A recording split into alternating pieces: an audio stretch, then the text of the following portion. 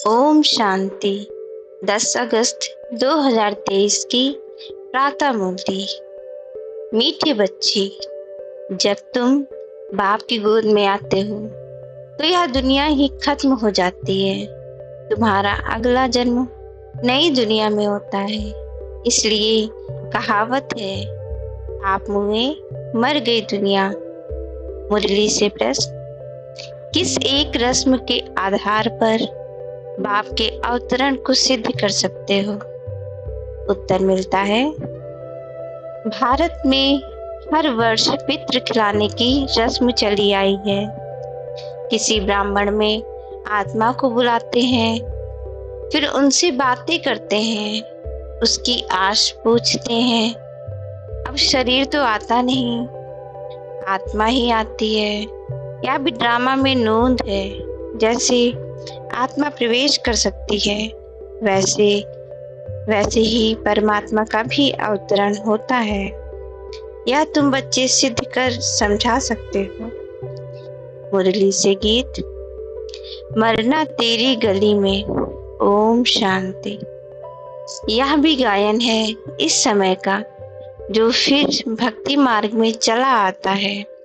इस समय जबकि तुम बाप के पास जीते जी मरते हो, तो बरोबर सारी दुनिया ही खत्म हो जाती है। अज्ञान काल में मनुष्य मरते हैं तो इस ही दुनिया में जन्म लेते हैं। दुनिया कायम है, कहावत है, आप मुए मर गई दुनिया। परंतु उनके मरने से दुनिया का विनाश तो नहीं हो जाता। इस ही दुनिया में फिर जन्म लेना पड़ता है। तुम मरेंगे तो यह दुनिया भी खत्म हो जाएगी। तुम जानते हो, हम फिर नई दुनिया में आएंगे। यह सिर्फ तुम ब्राह्मण ही जानते हो। ईश्वर का बच्चा होने से हमको सतयुग का बर्थ राइट मिलता है, स्वर्ग की बादशाही मिलती है। नरक खत्म हो जाता है, इसमें कोई मेहनत नहीं, सिर्फ बाप को याद करना है। मनुष्य जब कोई मरते हैं तब उसको कहते हैं राम राम कहो।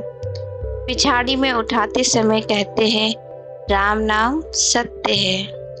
यह भगवान को ही कहते हैं, राम नाम सत्य है, अर्थात परम पिता परमात्मा जो सत्य है, उसका ही नाम लेना है। माला भी राम राम कह सिमरते हैं। यह राम नाम की धुनी ऐसी लगाते हैं जैसे कोई साज बजता है।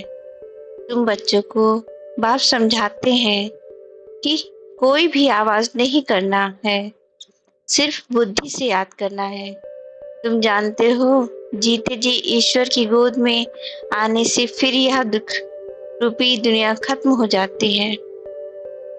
बाबा, हम आपके गले का हार बन जाएंगे। गाया भी जाता है रुद्रमाला। राममाला नहीं कहा जाता। तुम रुद्रमाला में पिरोने के लिए इस रुद्र ज्ञान यज्ञ में बैठे हो। कल्प पहले मुआफिक दूसरा कोई सत्संग नहीं, जहां ऐसे समझते हो कि हम ईश्वर बाप के गले में पिरोएंगे, बाप से तो जरूर वर्षा मिलेगा। बाप कौन कहता है? आत्मा में ही बुद्धि है ना। बुद्धि समझती है, फिर कहती है। पहले संकल्प आता है, फिर कर्मेंद्रियों से कहा जाता है। बरोबर हम बाबा के बने हैं, बाबा के ही होकर रहेंगे। इस अंतिम जन्म में गॉडफादर कहते हैं ना। फिर पूछो, तुम्हारे में गॉडफादर की नॉलेज है? तो कहेंगे गॉड तो सर्वव्यापी है। बोलो, तुम्हारी आत्मा कहती है परम पिता, तो पिता सर्वव्यापी कैसे होगा? बच्चे में बाप आ गया क्या? बाप को सर्वव्यापी कहना बिल्कुल रॉन्ग है। यह बातें बहुत अच्छी रीति समझकर फिर समझाना। रुद्र ज्ञान यज्ञ तो मशहूर है। रुद्र है निराकार, श्री कृष्ण तो साकार है, आखिरी भगवान किसको कहा जाए। श्री कृष्ण को तो नहीं कह सकते, मनुष्य तो बहुत भोले होते हैं, कह देते हैं गॉड इज ओमनी प्रेजेंट।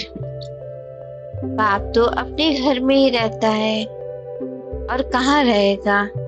अब बाप इस बेहद के घर में आया हुआ है, यहाँ विराजमान है। कहते हैं कि मैंने इसमें प्रवेश किया है। जैसे ब्राह्मणों में पितरों को बुलाते हैं, समझो कोई अपने बाप के पितर को खिलाते हैं तो आत्मा कहेगी कि मैं इनमें आया हुआ हूँ, मैंने इसमें प्रवेश किया हुआ है, कुछ पूछना हो तो पूछो। आगे पितरों को बुलाने का बहुत रिवाज था।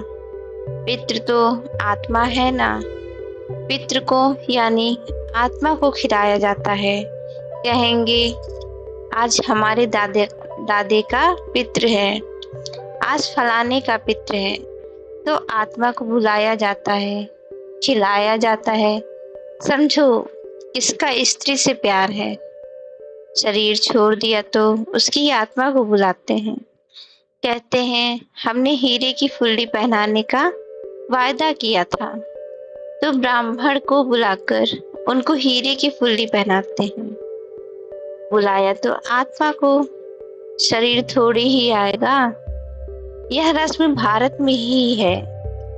जैसे तुम सूक्ष्म वतन में जाते हो, कोई मर गया, उनका भोग लगाते हो तो सूक्ष्म वतन में वह आत्मा आती है। यह है बिल्कुल नई बातें। जब तक कोई अच्छी रीति समझ न जाए तब तक मनुष्य को संशय पड़ता है कि क्या करते हैं कि यह क्या करते हैं। ब्राह्मणों की रस्म रिवाज देखो कैसी है। सभी मंदिरों आदि में भोग लगाते हैं, पितृ को भोग लगाते हैं। गुरु नानक की आत्मा को भोग लगाया, अब वह कहाँ है यह समझ नहीं सकते। तुम तो जानते हो जिन्होंने धर्म स्थापन किया हुआ है वह सब यहाँ है। जैसे बाबा कहते हैं मैं तो ब्राह्मण धर्म स्थापन करता हूँ, यह तो पतित पावन है। पावन आत्मा ही आकर धर्म स्थापन करती है, परंतु सतो प्रधान आत्मा को फिर सतो रजो तमो में आना ही है। इस समय सभी आत्माएं कब्र दाखिल हैं। बाबा तो है ही पतित पावन, वह कभी कब्र दाखिल नहीं होते। मनुष्य को पतित पावन नहीं कहेंगे। पतित पावन माना सारी दुनिया का पतित पावन। पतित दुनिया को पावन बनाने वाला एक बाप के सिवाय कोई हो ही नहीं सकता। वह तो आते हैं अपने अपने धर्म स्थापन करने। क्रिश्चियन धर्म का सारा सिलसिला वहाँ है। पहले क्राइस्ट आया, फिर उनके पिछाड़ी सब आते रहेंगे, वृद्धि को पाते रहेंगे। वह कोई पतित को पावन नहीं बनाते, नंबरवार उन्हों की संख्या आती है। पतित पावन तो इस समय चाहिए जबकि सभी कब्र दाखिल हो जाते हैं। सबको पावन बनाने वाला एक ही है, यह तुम समझते हो बरोबर। इस समय सारी दुनिया जड़ जड़ीभूत है। बनेन ट्री का मिसाल देते हैं, बहुत बड़ा झाड़ है, उसका फाउंडेशन सड़ा हुआ है, बाकी टालियां सारी खड़ी हैं। यहाँ भी झाड़ है। देवी देवता धर्म का जो फाउंडेशन है उनकी जड़ एकदम कट गई है, बाकी सब है। बीज हो तो फिर से स्थापन करें ना। बाप कहते हैं मैं फिर से आकर स्थापन करता हूँ। ब्रह्मा द्वारा स्थापना, शंकर द्वारा विनाश, बरोबर। अनेक धर्मों का विनाश हुआ था। महाभारत लड़ाई के समय जो राजयोग सीखे उनकी फिर राजधानी स्थापन हो गई। तुम जानते हो, अभी अभी हम बाप के पास जाएंगे, फिर नई दुनिया में आएंगे, फिर झाड़ वृद्धि को पाता जाएगा।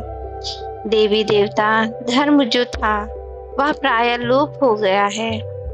बाप कहते हैं, मैं फिर से आकर आदि सनातन देवी देवता धर्म की स्थापना करता हूँ। भारत जो ऊंचे ते ऊंच था उनको अब ग्रहण लगा हुआ है। काम चिता पर बैठने से इस समय तुम्हारी आत्मा काली हो गई है। अब फिर तुम ज्ञान चिता पर बैठ गोरे बनते हो। तुम जो श्याम बन गए थे, श्याम को सुंदर गोरा बनाने वाला है परमपिता परमात्मा। उनकी श्रीमत मिलती है। परमपिता परमात्मा की आत्मा एवर प्योर गोरी है।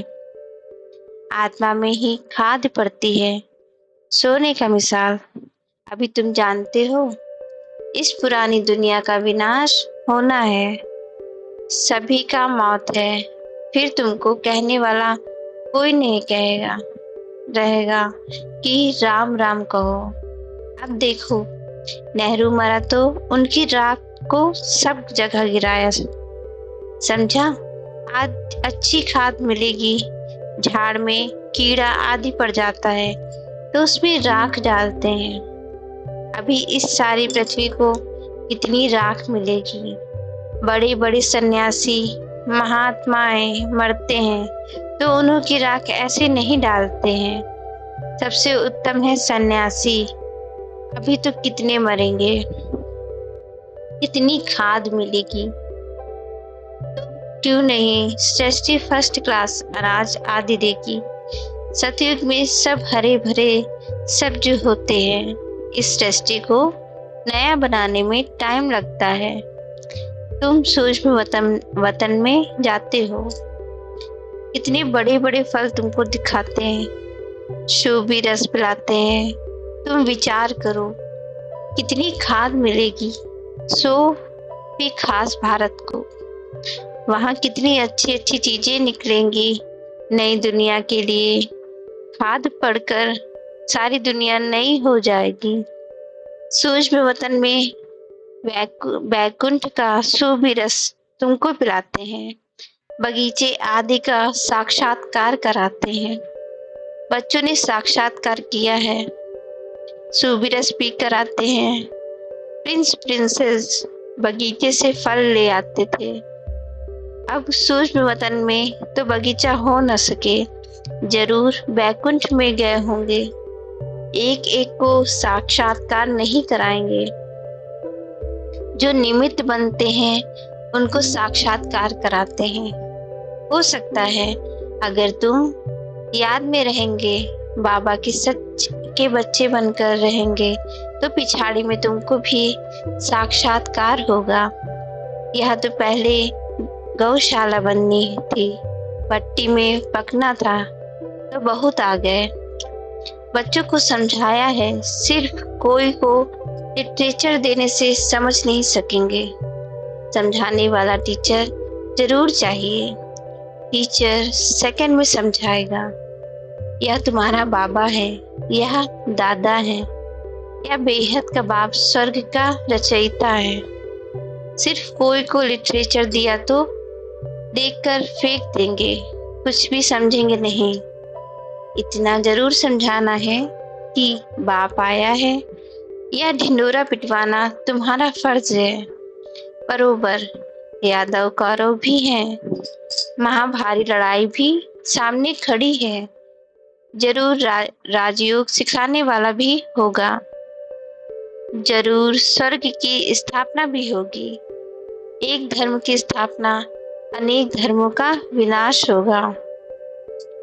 तुम जानते हो, हम नर से नारायण, नारी से लक्ष्मी बनते हैं। यह है हमारी एम ऑब्जेक्ट। मनुष्य से देवता किए करत ना लागी वार। देवता सिर्फ सूर्यवंशी को कहा जाता है। चंद्रवंशी को क्षत्रिय कहा जाता है। पहले तो देवता बनना चाहिए ना।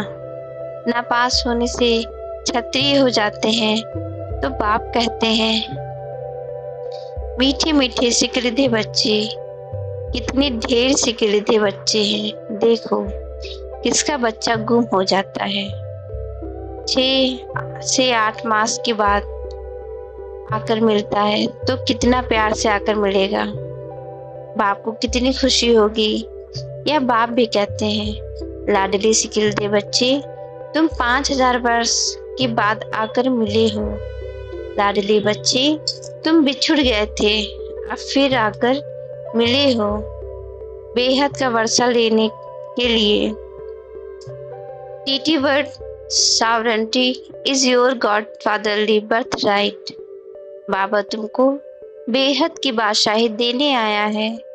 यह है हेवनली गॉडफादर। कहते हैं तुम बच्चों के लिए कितनी बड़ी सौगात लाई है, परंतु इतना लायक बनना है, श्रीमत पर चलना है। मम्मा बाबा कहकर फिर अगर भूल जाएं या फारकती दें तो गले का हार नहीं बनेंगे। बच्चों को कितना प्यार किया जाता है। बाप बच्चों को सिर पर रखते हैं। बेहद के बाप को कितने बच्चे हैं।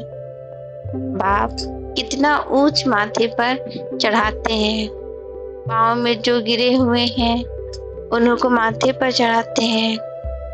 तो कितना खुशी में रहना चाहिए और श्रीमत पर चलना चाहिए। एक की श्रीमत पर चलना है, अपनी मन मत पर चला तो यह मरा।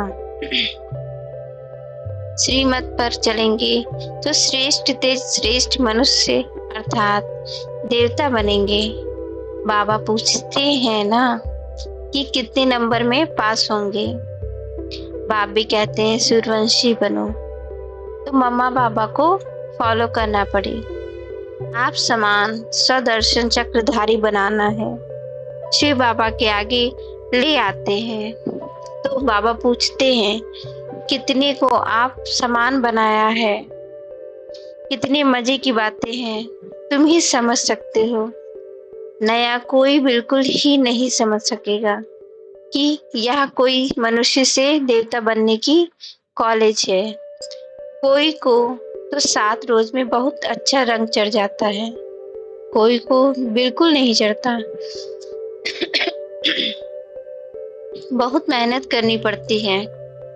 पहली बात बच्चों को समझाई कि पहले सबको बोलो कि बेहद के बाप को जानते हो। कहते हैं हाँ, वह मेरे भी हैं, सर्वव्यापी हैं, फिर तो पूछने की दरकार ही नहीं है। जब बाप कहते हो तो बाप तुम्हारे में व मेरे में कैसे हो सकता है।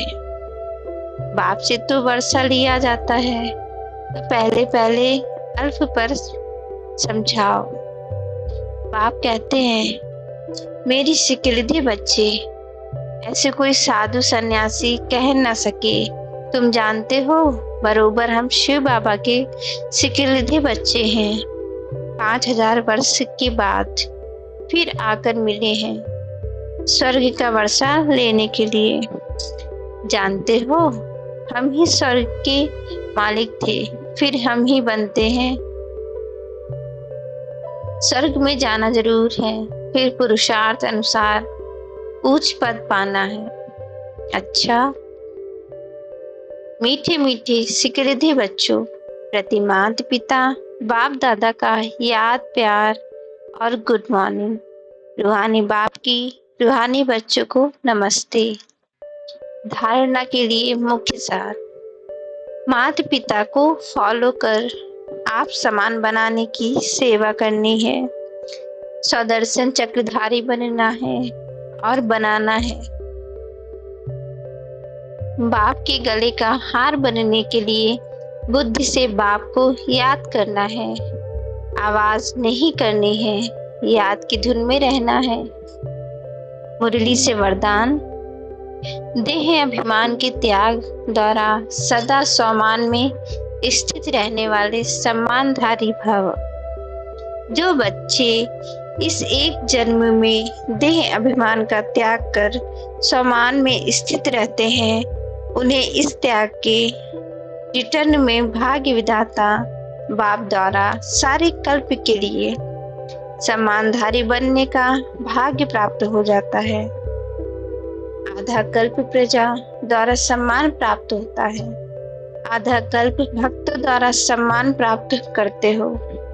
और इस समय संगम पर तो स्वयं भगवान अपने सम्मानधारी बच्चों को सम्मान देते हैं। सम्मान और सम्मान दोनों का आपस में बहुत गहरा संबंध है। मुरली से स्लोगन: हर कदम में बाप की ब्राह्मण परिवार की दुआएं लेते रहो तो सदा आगे बढ़ते रहेंगे। ओम शांति।